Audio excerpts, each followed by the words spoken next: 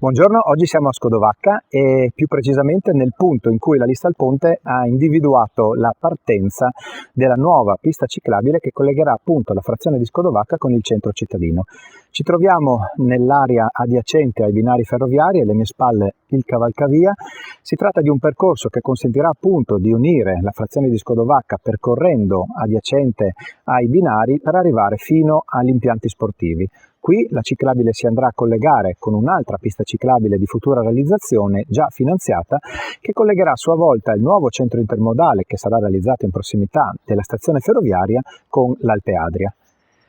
Unitamente a questo importante intervento per la frazione di Scodovacca abbiamo intenzione di affrontare l'annoso problema dell'alta velocità, in particolare sulle vie Lino Stabile e via Carso, in quanto gli automobilisti affrontano queste due arterie profondamente lunghe e sempre senza ostacoli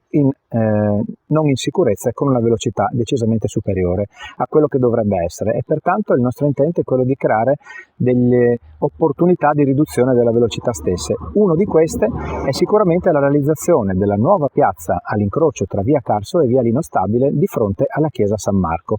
Questo diventerà da un lato uno strumento che consentirà la riduzione della velocità da parte degli automobilisti, ma al tempo stesso potrà essere anche un punto di aggregazione per la frazione, dove gli abitanti della frazione stessa potranno ritrovarsi per fare comunità.